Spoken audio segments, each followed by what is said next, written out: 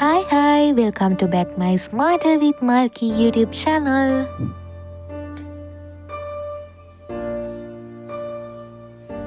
හයි කොහොමද ඔයාලට ඔන්න අදත් මං තව වීඩියෝ එකකින් ඔයාලට ළඟට එනවා. අද අරන් ඉන්නේ රසායනික ගණනය පාඩමේ වීඩියෝ එකක්. සාමාන්‍යයෙන් රසායනික ගණනය කිව්වම ටිකක් ලොකු පාඩමක්. ඒ පාඩමම සම්පූර්ණයෙන් එක වීඩියෝ එකකින් ගේන්න බැරි හින්දා සහ ඔයාලා මේ වෙනකොට සාමාන්‍යයෙන් 26 ලියන සහ 27 ලියන ගොඩක් මං හිතනවා මේ වෙනකොට රසායනික ගණනය ක්ලාස් එකේ තියරි වලින් කවර් කරගෙන ඉන්නේ. හැබැයි ඔයාලට මේ වෙනකොට බැරි ගණන් හදන්න. ඒ හින්දා ඒක ගැන හිතලා මං උත්සාහ කරන්නේ මේ වීඩියෝ එක ඇතුලේ ගණන් හදන්න ඕනිම තියරි ටික සහ ගණන් හදද්දි දෙන ටිප්ස් වගේ පුංචි අපි නොමග යවන දේවල් දෙන්නේ සිංහලෙන් අන්න ඒවා කියලා දීලා ගණන් වලට අවශ්‍යම තියරි ටිකක් සහ කොහොමද මේ ගාන හැදෙන්නේ කියලා වගේ අදහසක් දෙන්න තමයි මේ වීඩියෝ එකෙන් බලාපොරොත්තු වෙන්නේ. එහෙනම් ඉක්මනට අපි යන් අපේ වීඩියෝ එකට. මෙන්න මේ බෝඩ් එකේ තියෙන වචන තුන දන්නේ නැතුව අපිට රසායනික ගණනයේ ඉස්සරහට යන්න බෑ. ඒකින්ද ඉස්සෙල්ලම මේ වචන තුනේ තේරුම් ටික අපි හරියට ඉගෙනගෙන ඉමු. මෙතන තියෙන්නේ එක මෞලය ඊට පස්සේ මෞලික ස්කන්ධය සහ මෞලික සාන්ද්‍රණය. මෞලයක් කියන්නේ මොකක්ද? ඇත්තටම මෞලයක් කියන්නේ මොකක්ද?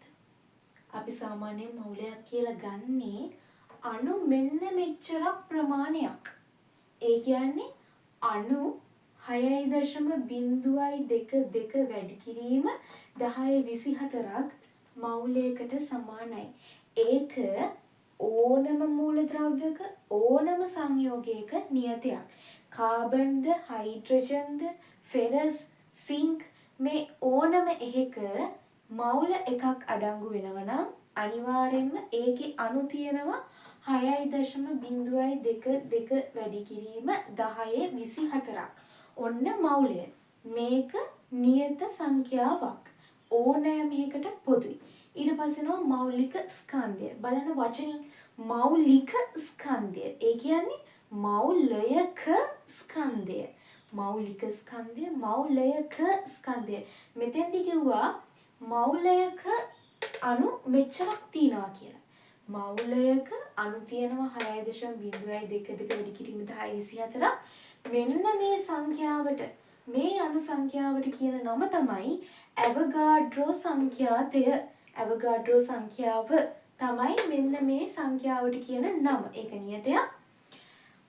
මෞලික ස්කන්ධය කියන්නේ අණු ඇවගාඩ්‍රෝ සංඛ්‍යාවක ඇති ස්කන්ධය. අණු ඇවගාඩ්‍රෝ සංඛ්‍යාවක ඇති ස්කන්ධය. බලන්න මෞලයක් කියන්නේ අණු 6.02 වැඩි කිරීම 1024ක තියෙන ප්‍රමාණය තමයි මෞලයක් කියන්නේ. අණු 6.02 වැඩි කිරීම 1024ක තියෙන ස්කන්ධය තමයි මෙච්චර අණු ප්‍රමාණයක අඩංගු වෙන ස්කන්ධය තමයි මෞලික ස්කන්ධය කියලා කියන්නේ. මේ මෙච්චර ගානක හැමතිස්සෙම නියතයක් කිව්වා මෙච්චර ගානක තියෙන්නේ මෞල එකයි. අනිවාර්යයෙන්ම ඇවගාඩ්‍රෝ සංඛ්‍යාවක මෞල තියෙන්න පුළුවන් මෞල එකයි. ඇවගාඩ්‍රෝ සංඛ්‍යාවක එහෙම නැත්නම් එක මෞලයක ස්කන්ධය තමයි මෞලික ස්කන්ධය කියලා හඳුන්වන්නේ. ඔන්න මෞලික ස්කන්ධයත් හරි. ඊට පස්සේ නෝ මෞලික සාන්ද්‍රණයට දල වශයෙන් හිතාගන්න මේ ටික තේරෙනවා චුට්ටක් ඉස්සරහේ තියෙන්නේ මෞලික සාන්ද්‍රණය. මොකක්ද ඒකත් බලන වචනේ මෞලික සාන්ද්‍රණය. ඒ කියන්නේ මෞලයක සාන්ද්‍රණය. අපිකින් ඇහුවොත් සංයෝගයක මෞලික සාන්ද්‍රණය කියන්නේ කියලා. එතකොට අපි එතන ගණනය කරලා පෙන්නන්න ඕනි. එක මෞලයක් තුල අඩංගු වෙන සාන්ද්‍රණය කොච්චරද කියලා. සාන්ද්‍රණය අපි මනින්නේ සමීකරණ නම් n c සමාන n බෙදීම v නේ. n කියන්නේ මෞල. සම්මත ඒකක වලින් නම් මේක v කියන්නේ ඝන ඩෙසිමීටර්. එතකොට සාන්ද්‍රණයේ සමීකරණය මෞල ඝන ඩෙසිමීටරයට. ඒ කියන්නේ මෙන්න මේ ඝන ඩෙසිමීටරයක් තුල අඩංගු මවුල එකක පරිමාවට තමයි සාන්ද්‍රණය කියලා හඳුන්වන්නේ. ඝන ඩෙසිමීටරයක් තුල අඩංගු පරිමාවක තියෙන මවුල ගණන. ඝන ඩෙසිමීටරයක තියෙන මවුල ගණන තමයි සාන්ද්‍රණය කියලා හඳුන්වන්නේ. ඔන්න බලන්න. ඝන ඩෙසිමීටරයක් තුල ද්‍රාවණය වී ඇති ද්‍රව්‍යෙහි මවුල ගණන. ඔන්න ආයේ ප්‍රශ්නකදී මෞලික සාන්ද්‍රණය මොකක්ද කියලා අහුවත් බලන්න ඕනි. ඝන ඩෙසිමීටරයක් තුල පරිමාව ඝන ඩෙසිමීටරයක් තුල ද්‍රාවණය වී ඇති ද්‍රව්‍යෙහි මවුල ගණන. සමහර විට අපිට ගණනය කරලා අන්තිමට එන්න පුළුවන් ඝන ඩෙසිමීටර් 5ක විතර තියෙන මවුල ගණන. එතකොට අපි ඒකේ සාන්ද්‍රණය හොයන්න ඕනේ කොහොමද? ඝන ඩෙසිමීටර් 5ක තියෙන මවුල ගණනනේ ආවේ. එතකොට අපි මෞලික සාන්ද්‍රණය හොයන්න ඕනි එක ඝන ඩෙසිමීටරයක තියෙන මවුල ගණන. අරක 5න් බෙදලා. මෞලික සාන්ද්‍රණය හොයන්නේ එහෙමයි. මේ මොකද්ද මේ ද්‍රාවණයයි ද්‍රව්‍යයි කියලා කියන්නේ? අපි ගත්තොත් ඔන්න සීනි.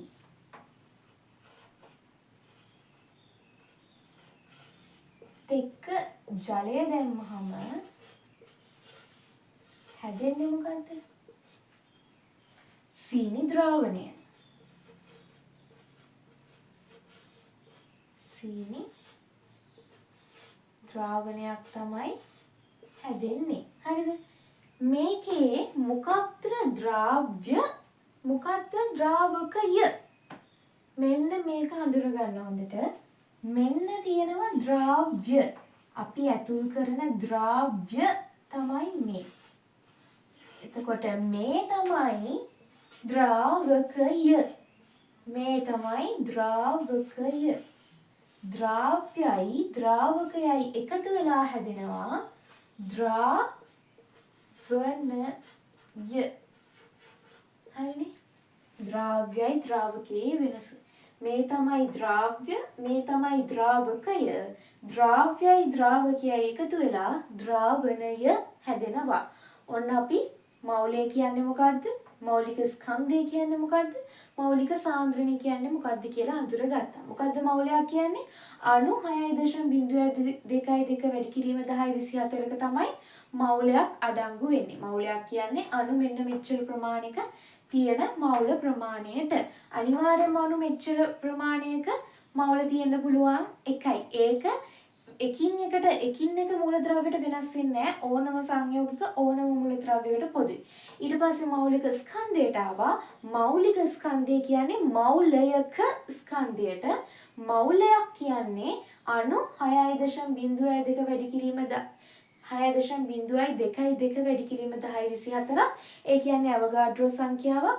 අණු අවගාඩ්‍රෝ සංඛ්‍යාවක ස්කන්ධය තමයි මෞලික ස්කන්ධය කියලා කියන්නේ. ඊට පස්සේ යනවා මෞලික සාන්ද්‍රණයට. මෞලික සාන්ද්‍රණය කියන්නේ මෞලයක සාන්ද්‍රණයට. මෞලයක් කියලා කියන්නේ ඝන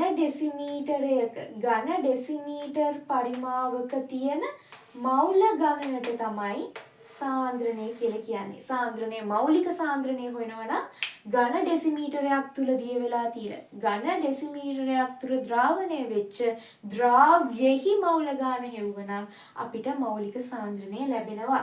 ඊට අමතරව ද්‍රව්‍ය සහ ද්‍රාවකයේ අඳුරගත්තා. ද්‍රව්‍ය සහ ද්‍රාවක එකතු වෙලා ද්‍රවණය හැදෙනවා කියලා හඳුනාගත්තා. ඊට පස්සේ අපි හදන්නේ මේවට ඕන වෙන මේ රසායනික ගණනය කරන්න ඕන වෙන මේ ගණන් වලට ඕන වෙන සමීකරණ ටික බලන්න. අපි දැන් යමු සමීකරණ ටිකට. හරි. මෙන්න තියෙනවා රසායනික ගණනයේදී සාමාන්‍යයෙන් වැඩිපුරම පාවිච්චි වෙන හැමතිස්සෙම දකින්න ලැබෙන හැමතිස්සෙම ගණන් හදන්න ඕන වෙන සමීකරණ ටික. ගොඩක් වෙලාවට ඔයාලා දැන් මේ ඔක්කොම පරිශීලනය කරලා තියෙන ගණන් හදලා තියෙන. ඒකින්ද මම නිකන් කියන් යන්නම්. දන්නේ නැති මොකක් හරි තියෙනම් ඔයාලා ඒක නෝට් ඩවුන් කරගන්න. මෞල ගණන n සමානයි m සිම්පල් m බෙදීම කැපිටල් m. මෞල ගණන ස්කන්ධය මෞලික ස්කන්ධය n සමානයි nl.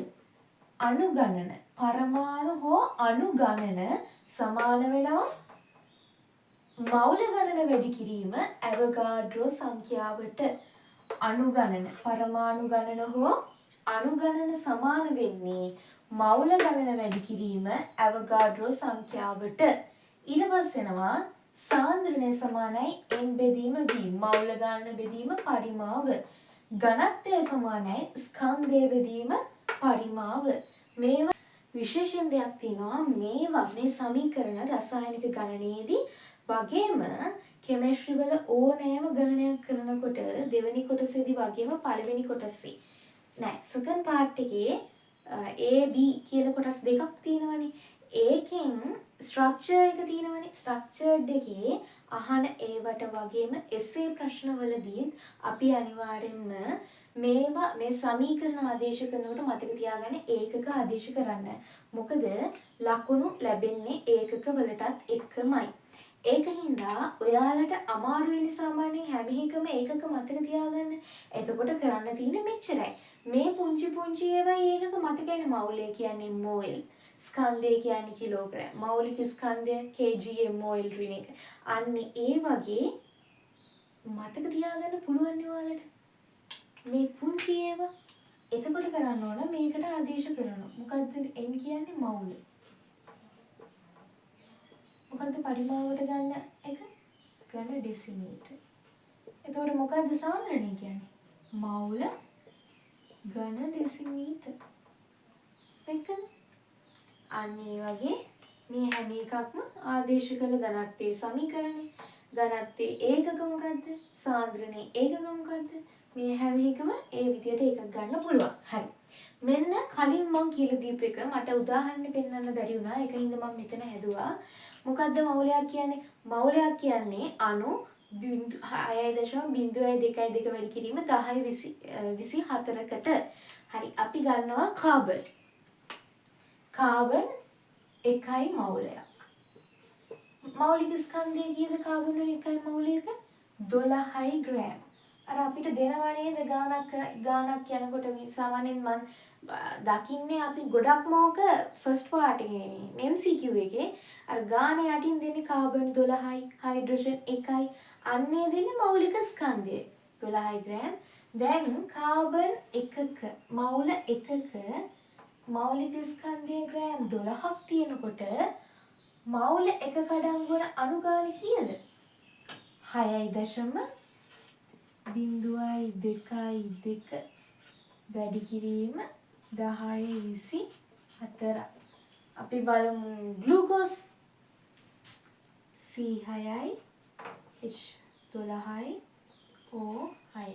මේකේ එක මවුලයක මෞලික ස්කන්ධය කීයද? මවුලයක ස්කන්ධය කීයද? මේ මවුලයක් ඇතුලේ මේ ග්ලූකෝස් වල ස්කන්ධය එකතු කරලා බලන්න ඕනේ.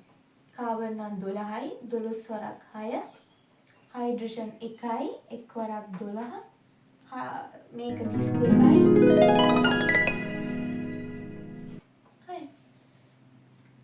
ග්ලූකෝස් වල මෞලික ස්කන්ධය කීයද? මේ ටික එකතු කරාම එනවා 180යි ග්‍රෑම් කියලා. එතකොට මවුල එකක මෞලික ස්කන්ධය 180යි ග්‍රෑම් නම් මවුල එකක තියෙන්න ඕන අණු ගාන කීයද? 6.02 වැඩි කිරීම 1024ක්. ඕනෑම මවුලයක තියෙන්න පුළුවන් අණු ගාන කීයද එතකොට? තියෙන්න පුළුවන් අණු ගාන කීයද එතකොට? 6.02 වැඩි කිරීම 1024ක්. ඒක කාබන්ද ග්ලූකෝස්ද හයිඩ්‍රජන්ද සිල්වර්ද සිංක්ද මේ මුකුත් අදාළ නැහැ. ඕනම මවුලයක ඇවගාඩ්‍රෝ සංඛ්‍යාවක් අණු තියෙනවා අනිවාර්යෙන්. හරි. ඊට පස්සේ කියන්න තියෙන පොඩි කරුණු දෙකක් අපි ඒකෙන් මේ පළවෙනි රසායනික ගණනේ පළවෙනි වීඩියෝ එක අවසන් කරන්නම්. මේක තමයි ගණන් හදද්දී ඔයාලා ටිකක් අර කියන්නේ අපි වටේ යවනවා කියන සාමාන්‍ය වටේ යවන පොයින්ට් ටිකක් තමයි මම දැන් දෙන්න යන්නේ. හරි.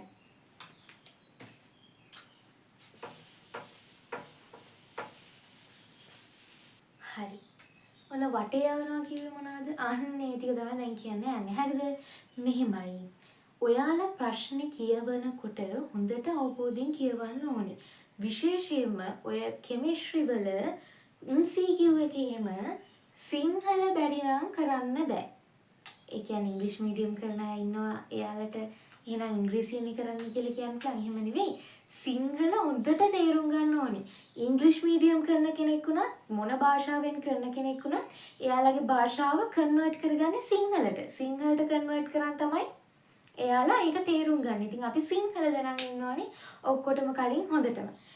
සිංහලෙන් තමයි ඔයාලා ප්‍රශ්න වලින් එහා පැත්ත මෙහා පැත්ත කරකවලම ඇතැරලා දාන්නේ. ඒක හොඳටම තියෙන ප්‍රශ්න 10 තමයි 40 50 ප්‍රශ්න 10 කෙමිස්ට්‍රි පේපර් එකේ නම්. හරි. මේ හරිද?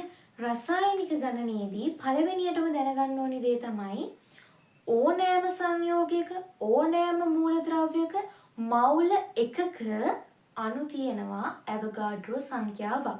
ඒක නියතයක්. ඒක මූලද්‍රව්‍යයෙන් මූලද්‍රව්‍යයට සංයෝගයකට වෙනස් වෙන්නේ නැහැ. ඕනෑම මූලද්‍රව්‍යක ඕනෑම සංයෝගයක මවුල එකක අණු තියෙනවා 6.022 වැඩි කිරීම 1024ක්. එහෙම නැත්නම් අණු තියෙනවා ඇවෝගාඩ්‍රෝ සංඛ්‍යාවක්. ඒක පළවෙනි පොයින්ට් එක. මේවා අහනවා MCQ පොයින්ට් විදිහට මතක තියාගන්න එකකින්ද. ඊළඟ තමයි මොකක් හරි එකක කියලා තිබුණොත් තනුක කරනවා කියලා. මොකක්ද අපි මේ තනුක කරනවා? සාන්ද්‍ර අම්ල තනුක අම්ල කියලා අපි අහලා තියෙනවානේ. මොකද්ද තනුක කරනවා කියන්නේ?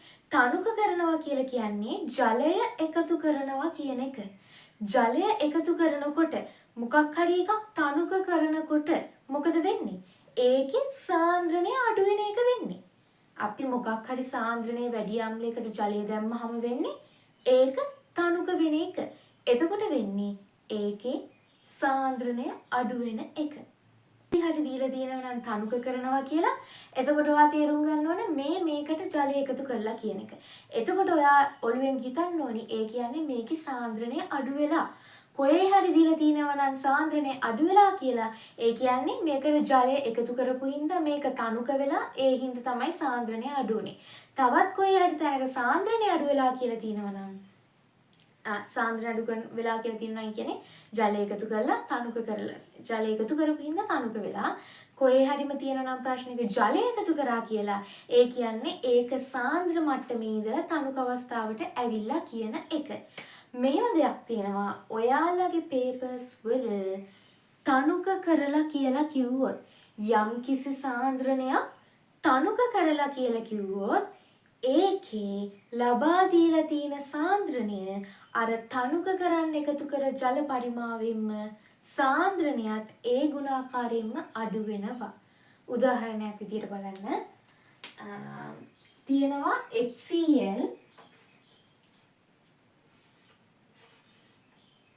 HCl අපි හිතමු තියෙනවා කියලා 10යි මවුල ඝන ඩෙසිමීටරයක සාන්ද්‍රණයක්.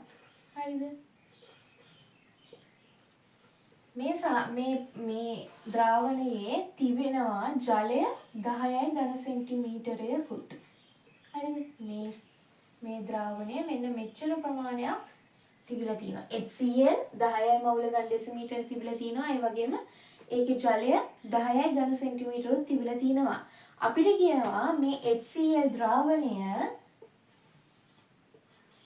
ද්‍රාවණයට ජලය එකතු කරනවා කියලා තව 100යි ඝන සෙන්ටිමීටරයක්.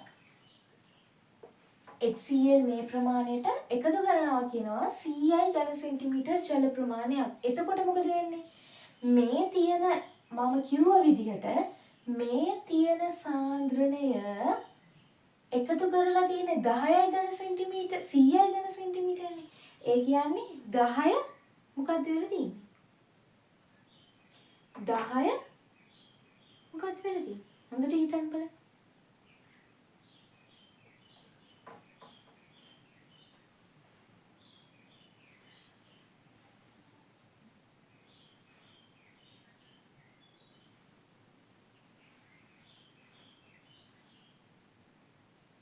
හොඳට හිතන්න. හරි. ඒ කියන්නේ මොකද්ද වෙලා තියෙන්නේ? 10න් වැඩි කරලා 10 වැඩි කිරීම 10 නේද 100 කියන්නේ අපි. එතකොට මොකද වෙලා තියෙන්නේ? 10යි ඝන ඩෙසිමීටර තිබ්බ ජල පරිමාව 100යි ඝන සෙන්ටිමීටර කරලා. ඒ කියන්නේ දහස් ගුණයකින් තනුක කරලා. දහස් ගුණයකින් HCl ද්‍රාවණය තනුක කරලා.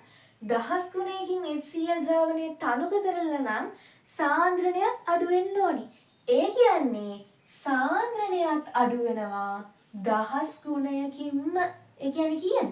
10 බෙදීම 10 කීයද? 1යි. එතකොට දැන් මේකේ සාන්ද්‍රණය කීයද? 1 මවුල ඝන ඩෙසිමීටර්. තේරුණාද කියපු එක? මොකක්ද කිව්වේ? තනුක කරනව නම් මොකක් හරි ද්‍රාවණයක් තනුක කරනව නම් ඒ තනුක කරපු ගුණාකාරයෙන්ම ඒ ද්‍රාවණයේ තිබුණ සාන්ද්‍රණය අඩු වෙනවා. මතක තියාගන්න ඕනි වැදගත්ම දේ තනුක කරනවා කිව්වහම අනිවාර්යයෙන්ම සාන්ද්‍රණය අඩු වෙලා කියන එක. සාන්ද්‍රණය අඩු වෙලා කියන්නේ තනුක කළා කියන්නේ ඒකට ජලය එකතු කරා. මේකේ අපිට දුන්නේ මම කිව්වේ ජලය එකතු කරා කියලානේ. එතකොට අපි දැනගන්න ඕනේ ජලය එකතු කරාම ද්‍රාවණය තනුක වෙනවා. තනුක වෙනවා කියන්නේ සාන්ද්‍රණය ටික ටික අඩු වෙනවා. බලන්න ද්‍රාවණයේ තිබ්බ ජල පරිමාව කොච්චරද? කොයි වගේ ගුණයකින්ද ජලය එකතු කරලා තියෙන්නේ කියලා. ඒ එකතු කරපු ගුණයෙන්ම දීලා තියෙන සාන්ද්‍රණයත් බෙදිලා 1 මවුල ඝන ඩෙසිමීටර් වෙලා තියෙනවා මෙතන. ඔන්න ඔක තමයි මේ වීඩියෝ එකෙන් මම අරගෙන ඉන්නේ. දැන් මේ වීඩියෝ එකටම මම දාන්නම් අර සමීකරණ ටිකයි මම කිව්ව විදිහට තියරි එකතු කරපු පුංචි ගානක්. ඒ ගානත් හදලා මම ඉස්සෙල්ල ගාන දාන්නම් බෝඩ් මේ ස්ක්‍රීන් එකේ. ඒ ගාන හදලා බලමු මාත් එක්ක කොහොමද ඒ ගාන ඉස්සරහට හදන්නේ කියලා. හරි. ඒකෙන් අපි වීඩියෝ එක අවසන්. හරි ඔන්න දැන් ගාන හදන්න යන්නේ. මම ඉස්සෙල්ලා ප්‍රශ්නේ කියවන්නම්. මම ඔයාලගේ ස්ක්‍රීන් එකේ ප්‍රශ්න මොකක්ද කියලා දාන්නම්. සාන්ද්‍රණය 0.1 මවුල ඝන ඩෙසිමීටර් වන සෝඩියම් හයිඩ්‍රොක්සයිඩ් ඝන සෙන්ටිමීටර් 100ක ද්‍රාවණයකින් 50යි ඝන ඩෙසිමීටරයක් ගෙන එයට 200යි ඝන ඩෙසිමීටරයක් දක්වා ජලය එක් කරන ලදී. මෙම ද්‍රාවණයෙන් 50යි ඝන ඩෙසිමීටර් ගෙන එයට 450යි ඝන සෙන්ටිමීටර් දක්වා ජලය එකතු කරන ලදී. අවසානයේ ද්‍රාවණයේ සාන්ද්‍රණය කීයද? අවසාන ද්‍රාවණයේ සාන්ද්‍රණය කීයද? අපි ප්‍රශ්නෙත් එක්ක හදාගෙන යමු. බලන්න මොකද්ද කියලා තියෙන ඉස්සෙල්ලම. සාන්ද්‍රණය 0.1 m වන සෝඩියම් හයිඩ්‍රොක්සයිඩ් ද්‍රාවණයක් තියෙනවලු. ඔන්න සෝඩියම් හයිඩ්‍රොක්සයිඩ්. ඔන්න සෝඩියම් හයිඩ්‍රොක්සයිඩ්. හරිද? සාන්ද්‍රණය කීයලුද? 0.1 මවුල ඝන ඩෙසිමීටර්ලු. හරි. ඊට පස්සේ බලන්න තව මොකද කියලා තියෙන්නේ කියලා. 100යි ඝන ඩෙසිමීටර් ද්‍රාවණයකින්. සාන්ද්‍රණය 0.1 m ලු මේකේ තියෙන්නේ. ඒ වගේම මේකේ පරිමාව 100යි ඝන ඩෙසිමීටර් තියෙනවලු. ඝන සෙන්ටිමීටර් ඩෙසිමීටර් කියලා මම කියන්නේ. ඝන සෙන්ටිමීටර් තියෙනවලු. බලන්න ඊට පස්සේ මොකද කරලා තියෙන්නේ කියලා. ඝන සෙන්ටිමීටර් 100යි ද්‍රාවණයකින් 50යි ඝන සෙන්ටිමීටර් ගෙන මේ ද්‍රාවණයෙන් මේ සෝඩියම් හයිඩ්‍රොක්සයිඩ් ද්‍රාවණයෙන් මෙන්න මේ වගේ කොටසක් 50යි ඝන සෙන්ටිමීටර් කියන්නේ භාගයක්නේ. මේ වගේ කොටසක් අරගෙන මොකද කරලා තියෙන්නේ? එයට 200යි සෙන්ටිමීටර් දක්වා ජලය එක් කරලලු. මේ වගේ කොටසක් අරගෙන 50යි ඝන ඩෙසිමීටර් අරගෙන 200යි ඝන සෙන්ටිමීටර් දක්වා ජලය එක් කරලලු. දක්වානේ 50 ඉඳලා 200ට යන කොච්චර ජල ප්‍රමාණයක් එක් කළාද එතකොට? එතකොට මෙතෙන්ට ජලය දාලා තියෙනවා කොච්චරක්ද? H2O 150යි ඝන සෙන්ටිමීටර දාලා 150යි ඝන සෙන්ටිමීටරුයි මේ 50යි එකතු වුණාම මෙතන දැන් සම්පූර්ණ ද්‍රාවණයේ තියෙනවා ඝන සෙන්ටිමීටර් 200ක්. බලන්න ඊට පස්සේ මොකද කරලා තියෙන්නේ කියලා. මෙම ද්‍රාවණය, ඒ කියන්නේ මෙන්න මේකේ. මෙම ද්‍රාවණයෙන් 50යි ඝන ඩෙසිමීටර් ගෙන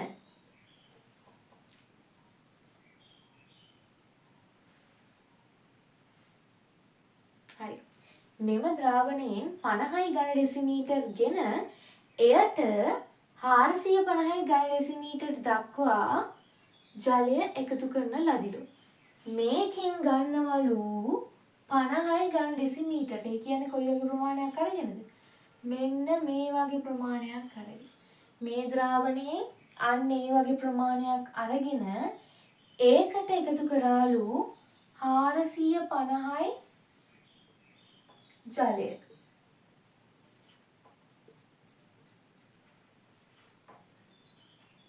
එතකොට දැන් මේ සම්පූර්ණ ද්‍රාවණය කොච්චර තියෙනවද මේ ද්‍රාවණය? 450යි මේ 50යි මෙතන තියෙනවා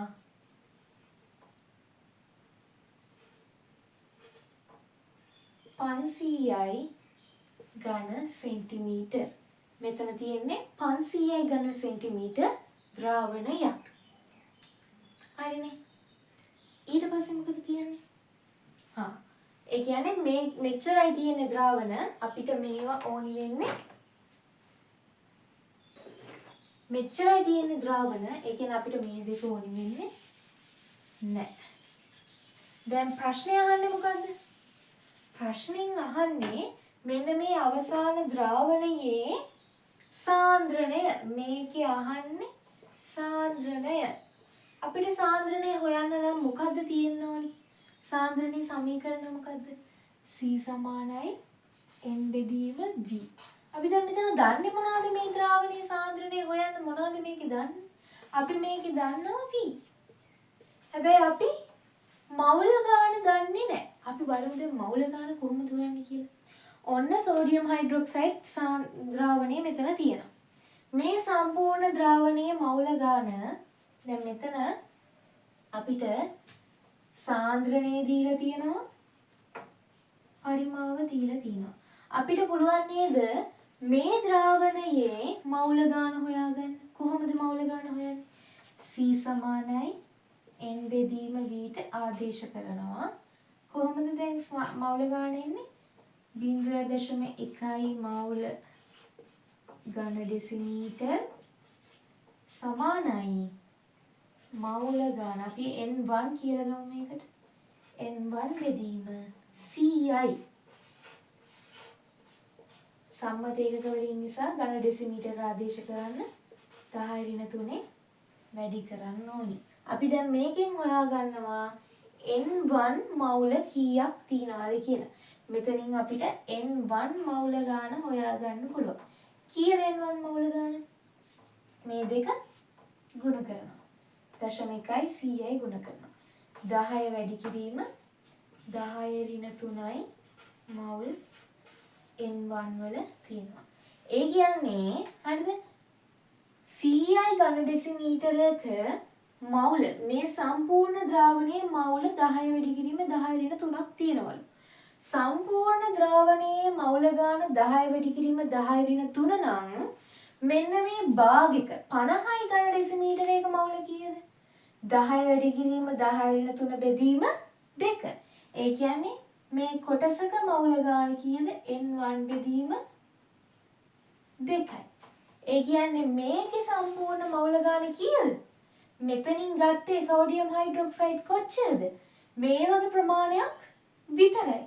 මේ වගේ භාගික 50ක ප්‍රමාණයක් විතරයි අපි මෙතෙන්ට ගත්තේ. එතකොට මෙතන සෝඩියම් හයිඩ්‍රොක්සයිඩ් මවුල කොච්චර තියෙනවද? මේ ටිකේ තියෙනවා මේ සම්පූර්ණ ටිකේම තියෙනවා n1 බෙදීම 2ක මවුල ප්‍රමාණයක්. මේ සම්පූර්ණ භාජනයේම තියෙනවා n1 බෙදීම 2ක මවුල ප්‍රමාණයක්. දැන් බලන්න. මේ භාජනයේ තියෙනවා 200ක්. හරිද? මේ 200ේ මවුල ගාන කීයද? n1 බෙදීම 2යි. ඒ කියන්නේ කීයද? 10 වැඩි කිරීම 10^3යි මවුල බෙදීම 2. ඒ කියන්නේ කීයද? 5 වැඩි කිරීම 10^3යි මවුල තියෙනවා මේකේ. මේම හොයන්න ඕනෙත් නෑ එකින් එක. දැන් ඔයාලා පළවෙනිම හදන ගානනේ මාත් එක්ක. ඒකින්ද එහෙම හෙව්වේ. දැන් මෙතන ඔන්න අපි මේ සම්පූර්ණ භාජනයේම තියෙන මවුල ගාන හොයාගත්තා. දැන් මොකද්ද කරන්නේ? දැන් මෙතන අපි මේකට දාලා මවුල ගාන කොහොමද දෙන්නේ? සම්පූර්ණ එකේ 10ක් තියනවා කිව්වා මේ පැත්තට ගත්තේ 50යි කිව්වා. ඒකින්ද මේ කොටසේ විතරක් මවුල ගාන තමයි මේ සම්පූර්ණකයේ මවුල ගාන දෙකෙන් බෙදුවාම එන ප්‍රමාණය. දැන් මේකට ගියාම බලන්නකෝ. මේකේ සම්පූර්ණයෙන් තියෙනවා 200යි ඝන සෙන්ටිමීටර්. 200යි ඝන සෙන්ටිමීටර් වලින් මේ පැත්තට අරන් ගියේ 50යි ඝන සෙන්ටිමීටර්. මෙන්න මේ වගේ හතරෙන් එකක කොටසක් තමයි මේ පැත්තට අරන් ගිහලා 450ට 50ක එකතු වෙලා 500ක ද්‍රාවණයක් හදාගත්තේ. දැන් මෙතන මේ කොටසේ මවුල ගාන කොහොමද හොයන්නේ? හිතන්න. මේකේ සම්පූර්ණකයේ මවුල ගාන මේ කොටසේ මවුල ගානට අනුව n බෙදීම 2 නම් මේ සම්පූර්ණකයේ මවුල ගාන n බෙදීම 2ට අනුව මේ කොටසේ මවුල ගාන කීයද? n බෙදීම 2 බෙදීම 4. n බෙදීම 2 වගේවා කීයක් තියනවද? sorry n බෙදීම 2 කීයකට බෙදනවද? 4කට බෙදෙනවා. ඒ කියන්නේ මේ කොටසේ මවුල ගාන කීයද? n බෙදීම 2 බෙදීම 4 දෙකද? මෙන්න මේ කොටසේ සම්පූර්ණ මවුල ගාන තමයි මේ තියෙන්නේ. ඒ කියන්නේ මේ ටිකනේ මෙතෙන්ට ගත්තේ. එතකොට මේකේ සම්පූර්ණ මවුල ගාන කීයද? මේ කොටසේ සම්පූර්ණ මවුල ගාන කීයද? n1 බෙදීම 2 බෙදීම 4. ඒ කියන්නේ කීයද? n1 බෙදීම 2 ගියා මෙතෙන්ට 4 වලට 2 8යි. මේ ලොකු එකේ මවුල ගාන දැන් හොයාගන්න පුළුවන්. කොහොමද හොයන්නේ? n1 අපි හොයාගත්තා මෙතන කීයද? 10 වැඩි කිරීම 10 ඍණ 3යි මවුල් බෙදීම 8. ඔන්න හොයා ගන්නවා මේකට අදාළ මවුල ගාන. දැන් කොහොමද සාන්ද්‍රණය හොයාගන්නේ? මේ මවුල ගානයි මේ පරිමාවයි මේ සමීකරණයට ආදේශ කරාම සාන්ද්‍රණය එනවා. එතකොට සාන්ද්‍රණය එන්න ඕනි 2.5 වැඩි කිරීම 10 ඍණ 3යි මවුල ඝන ඩෙසිමීටර් කියලා. ඔන්න හරි. ඉතින් මේ විදියට රසායනික ගණනයේ වීඩියෝ එකේ part 1 කොටස ඉවර වෙනවා. ඉක්මනටම ඊළඟ කොටසත් අරගෙන එනකන් හොඳට වැඩ ටික කරගෙන සතුටින් පරිස්සමින් ඉන්න.